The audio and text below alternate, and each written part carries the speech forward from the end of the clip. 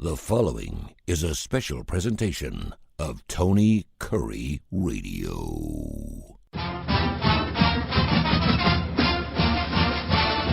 He's a good friend. He joins us every single week here. He is the athletic director for the UAB Blazers. Mark Ingram joins us on the left-hand side of the screen here as we do our, of course, our YouTube channel here on Tony Kurre Radio. You can hear this show at least 5 times a week on the TKR app and wherever you get your favorite podcast. He is Mark Ingram, UABsports.com for everything that is UAB. Mark, how you doing, brother? What's going on?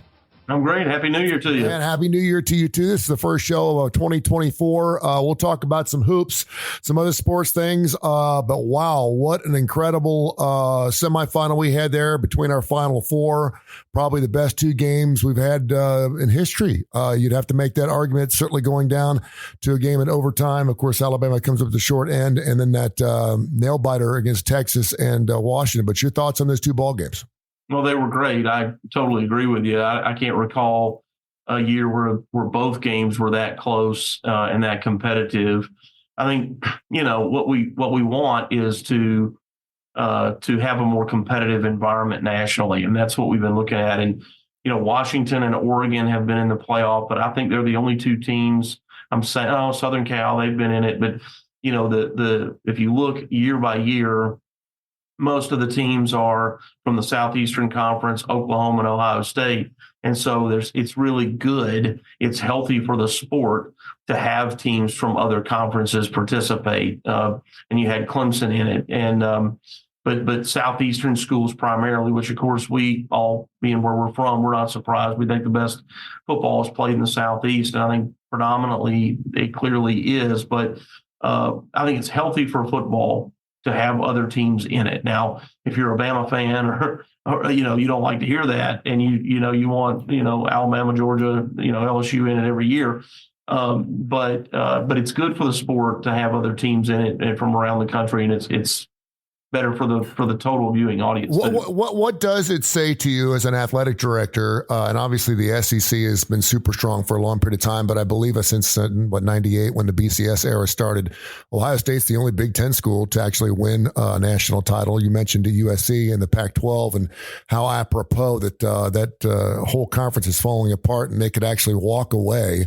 from not having a Pac-12 conference with a national title, which is just kind of blows your mind because the Pac-12 really hasn't been part of this thing over the last 8 to 10 years. But what does it say about the parity, if you will, and trying to even things out? Is it important for each and every conference to get their share? Is it based off geographical beings? Will the South always be strong because of the climate we have here? What are your thoughts on that?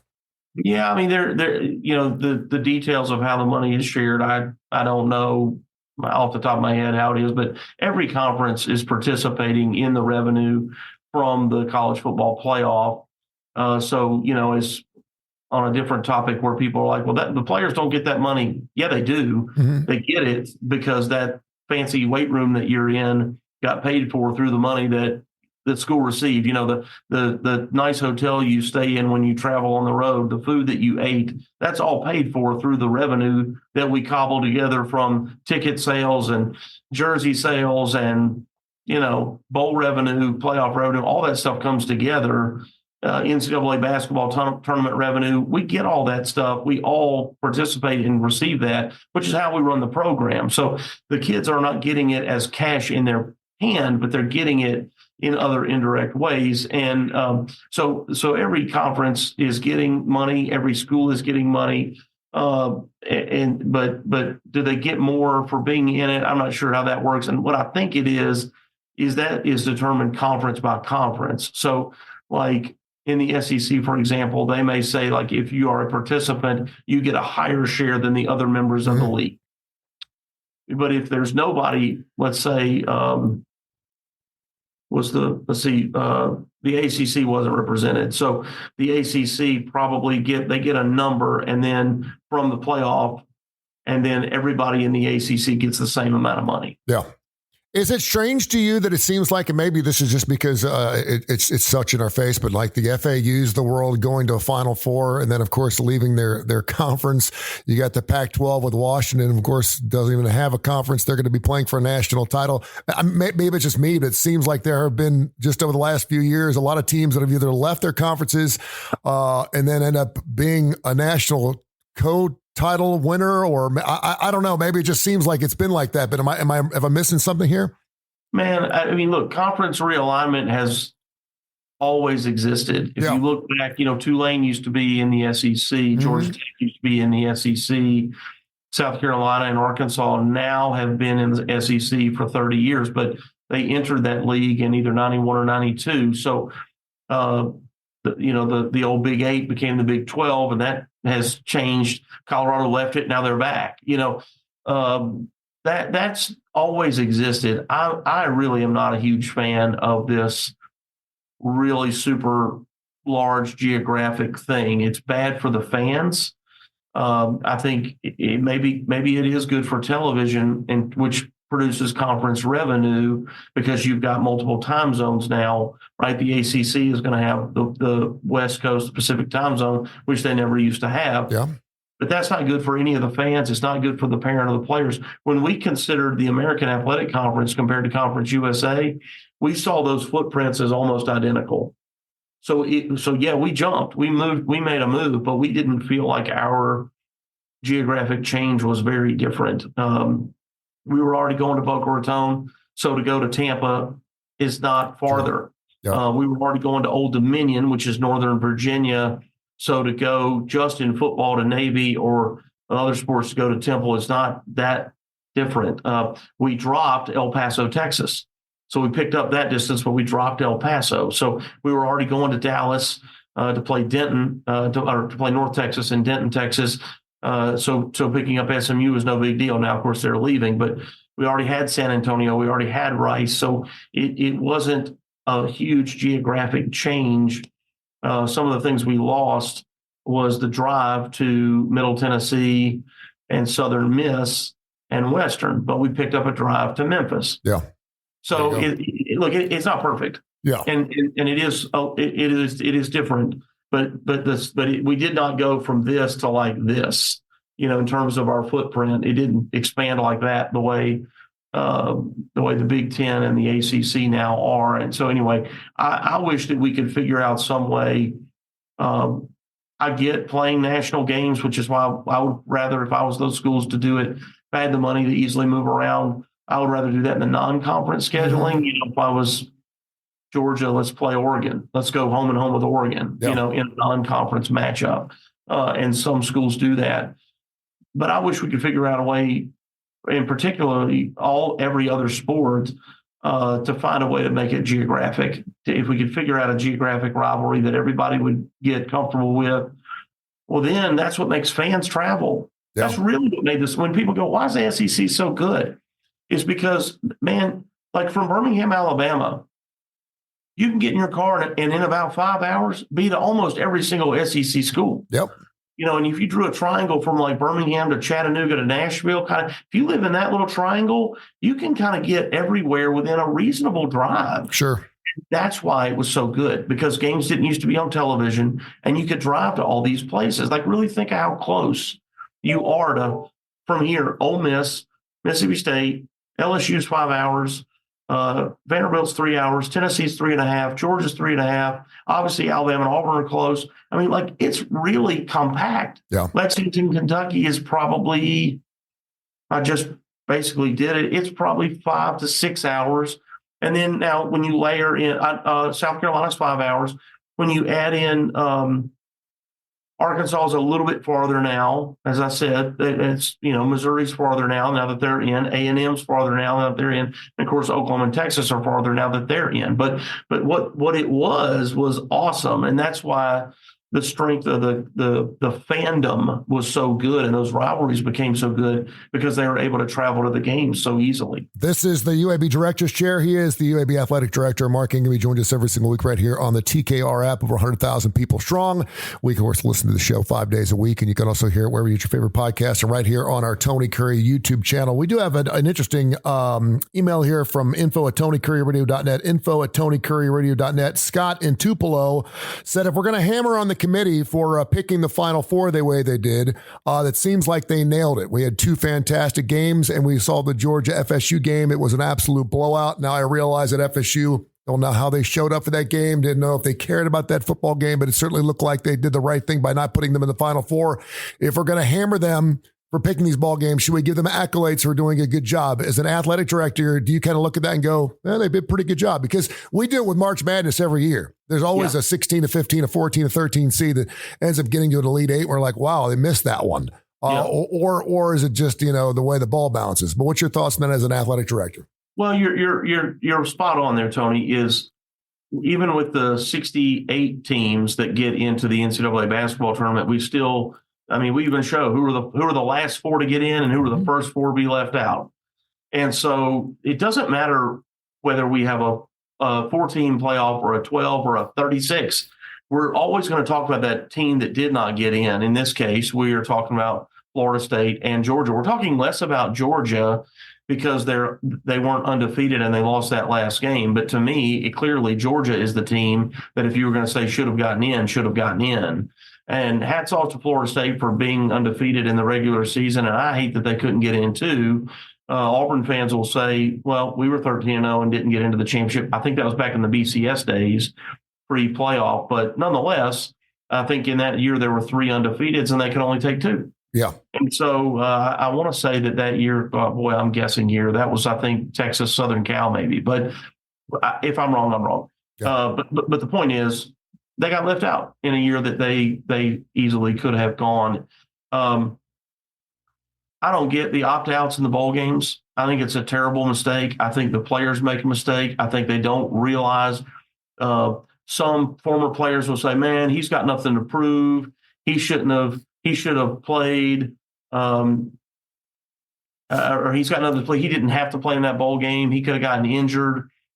Yeah, but he also had an opportunity to play with his teammates for the last time ever. He also had an opportunity to play against another tough opponent who's an evenly matched opponent to show the NFL, hey, we went against that team, and I did well against them too. Yeah. And I don't think it looks good to NFL teams when you opt out. I can't remember the last time a player ended up opting in and then got injured and it hurt him in his NFL draft.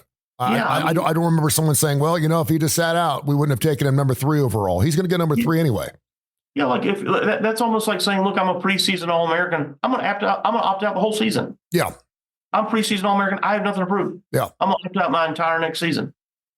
I mean, at what point are we doing that? Like, you got to play the game, dude. Yeah. You got to go play and prove yourself. That's the whole point. They don't have to choose you. We've had players opt out and never play another football game before again. Yeah. So that I'm talking about UAB. Mm-hmm. We've had players opt out thinking they were going to get drafted or something. Then they didn't get drafted, or they got drafted in the very last round and get a couple of preseason snaps, a cup of coffee with the league and go to practice squad. Yeah. Is that what you wanted? Well, and so far we have not had a player. I mean, we're looking at the quarterback at Washington. The guy's pretty good. He's going to be playing. Yeah. Now, if he decided, hey, listen, tonight I don't want to sit and I don't want to play in this national championship game, we've never had that happen either. So, I mean, maybe it's a point that, if they feel credit to Bo Nix. Yeah. Bo Nix for playing with Oregon. The dude's played more college football games than anybody. If there's anybody I wanted to say, he set a record this year. If you said, listen, I've had enough. I've played over 60 games. I want to sit this one out.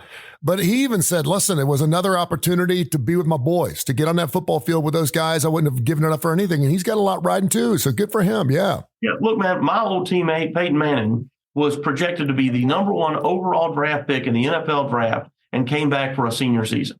And he did it because he loved playing football. Mm-hmm. And he loved going to school where he went to school. And he loved his teammates. And he wasn't ready to go to the NFL. He wasn't emotionally ready. He was plenty mature. He was physically ready. He wanted to play another season of college football. Yeah. Because he knew he'd never get it back. A full season now, not a game. Yeah. I just don't get it. I think the mentality, I don't understand the talking heads out there he has nothing to prove. I think they are doing a disservice to these kids. I think former players that are vocal about it, I think they are misguided. Trent Dilfer talks all the time about when he was doing draft analytics for ESPN for 6 years or however long it was. He said what he realized that these scouts are looking at is snaps played. Mm-hmm. These guys that never played football or haven't played a lot of football are less attractive than those who have and have played a lot and have shown durability, shown toughness, shown their ability to play well week in and week out against a bad opponent and a good opponent. He's like, that's what they look at. Does that play the same way with you in combines? When players decide they don't want to show up at their pro days, their combines, or they'll only show up for their pro days because they don't want to be put in a situation where they have different wide receivers and stuff. What's your thoughts on that? Well, it calls a lot of things into question. I mean, what it says to me is like, okay, I don't know that you want to compete.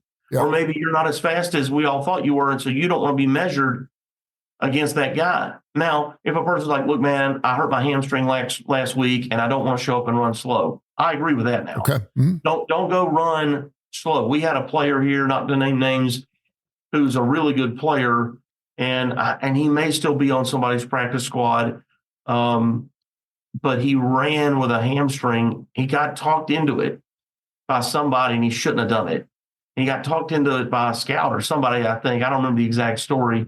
And he didn't run as fast, and he's fast. Yeah. And he didn't run as fast. So the thing that his speed was a great asset of his, and he wasn't able to show it off. So even though they go, no, it's cool. We know you have the injury. Yeah, but you clocked him with that watch, and you recorded it and shared it with your ownership and your management and whatever. That you can't tell me that didn't hurt the guy. I mean, maybe it didn't, but I mean, so I think you do have to be careful with that. But look, man, they want competitors. It's a competitive environment. It is professional sports where if you are not better tomorrow than you were today, you might be going home. Yeah. So it's not like you're not just gifted this opportunity. You're not entitled to be in the NFL, just like you're not entitled, frankly, to play college sports. You got to be treating it, in an executive approach. Absolutely. Our most listened to show here on Tony Kurre Radio. Of course, we do classic rock around the clock. We've got all kinds of Leonard Skinner shows and ZZ Top shows, but this is one of our favorites here. We do every single week with Mark Ingram, the UAB athletic director, UABsports.com. Before we get into some classic rock news, I wanted to ask you, and this will be the last show we're doing. It's the first show of 2024, but the last show we'll be doing as the Pac-12 remains. You can sit there and say it's already fallen apart. And I just think it's incredibly weird that, of all the years, the Pac-12 has been held out for whatever reason because they seem like they always beat each other up towards the end of the year. We thought that may happen again. We saw with Utah and USC last year. They always end up tripping each other up and never got to the big dance. Here you have Washington, who's played lights out, undefeated. They're going to play for a national title. I just think it would just be wonderful for them to win a national championship, despite the fact that we don't have a Pac-12. And, you go back and, you look at the Big 12. It's been around since the 80s or 90s. The Pac-12, the PCC, I guess you go back as like 1915 or something. It's got a lot of history to it. It's incredible. Now it was the Pac-8 and the Pac-10, the Pac-12, and I realize it's kind of changed some transformation, but it's been around a hell of a long time. From a melancholy standpoint, a sentimental standpoint, it's for me as a college football fan, this is really sad. And I don't know if I should feel sad for the Pac-12. I don't have a dog in that hunt, but for the fact that I'm just wondering, why did this happen? Is it possible it'll happen again? It just seems like, we've just lost this thing. I don't know anything about the Pac-12. I don't. I don't live there. I don't know. I don't follow the teams I used to when Mike Leach was out to Washington State, and I followed him quite a bit, but I couldn't really tell you. But something just doesn't feel right. It's just really, really sad. Your thoughts? Yeah, and I agree with you. I like you. I don't have any stake in that situation. What they do is their business. I know every school has to do what they think is best for them. That's the same conversation that Dr. Watts and I had and our other leaders around the table had when leaving Conference USA to go to the American, is we have to do what we think is right for our institution and the best thing we can to advance and move forward for our institution and the association with the other schools in the American Conference. We thought the American Conference schools were more like us in terms of an academic strength and academic medical center and those things. And that those associations are valuable from an academic institution standpoint, which fans don't realize really does play a lot into the decision. It's not the only thing, but it's a factor in that decision.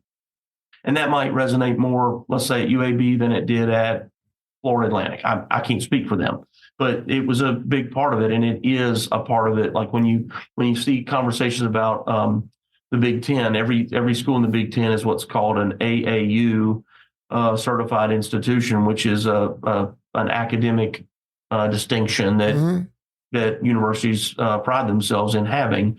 And everybody, I think everybody in the Big Ten is an AAU institution. So when that expansion was happening, it was, well, is UCLA an AAU? Yeah, UCLA is like a top 5 academic in the country. So like the other presidents who may value that in the Big Ten, out of the 12 or however many schools are in the Big Ten, 14 schools, how many they had, maybe only 10 of them cared about that, but those 10 care about it, right? Or maybe only 4 of them care about it. Those 4 care about that. So those are also part of the conversation. But I agree with you, Tony. I come back to what we were talking about a minute ago.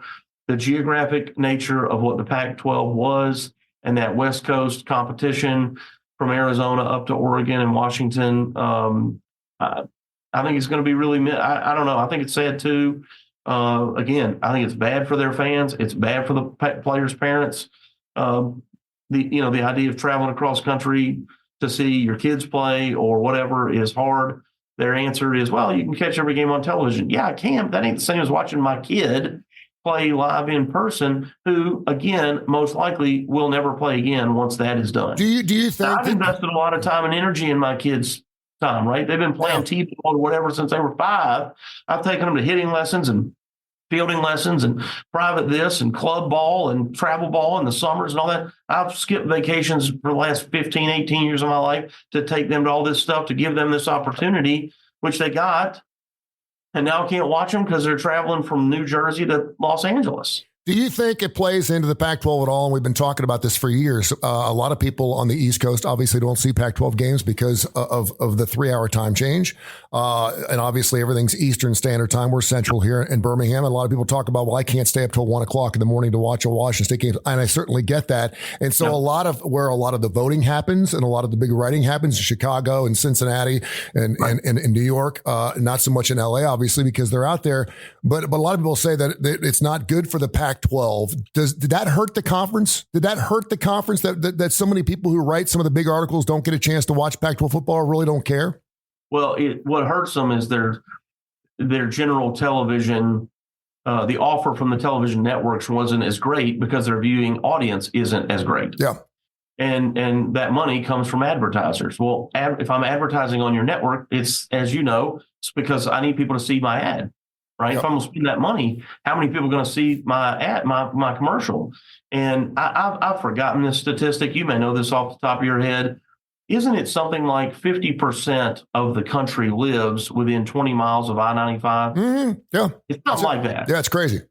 It's crazy. Yeah. And for those of you listening, I-95 runs up the East Coast from Boston, Massachusetts down to Miami. And so you think about Boston to New York through Philadelphia, Baltimore, Washington, Richmond, down through the Carolinas, through Charlotte, Atlanta, I guess it turns into 85, but you know what I'm saying? Sure. It's like there's something like that. It's an obscene number of people. So that's also part of it, which is not the fault of anybody. Look, that's not Oregon's fault. It's just what it is, you know? There's no doubt.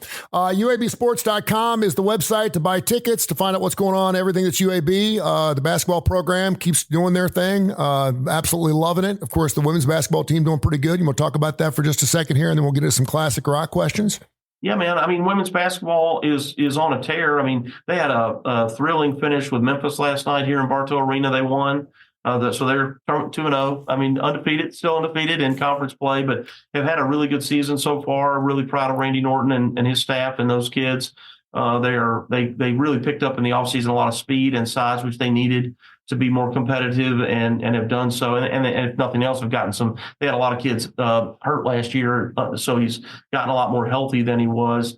In men's basketball, I'm convinced I'm going to need to get like an executive stress test. I'm going to have like some EKGs, man. I don't know if game by game it's going to be like this, but man alive, they've got a ton of talent that on some level, I think they could win our conference. I know what you're saying. I know what you're saying. I know what you're saying, man. And I said this early in the season. They're a fun team to watch, man. I mean, you can't go get a hot dog and take a whiz very often during a UAB basketball game. You can't. You're going to miss something. I'm just saying. I mean, it's that fun to watch. And the other thing is wonderful and terrifying.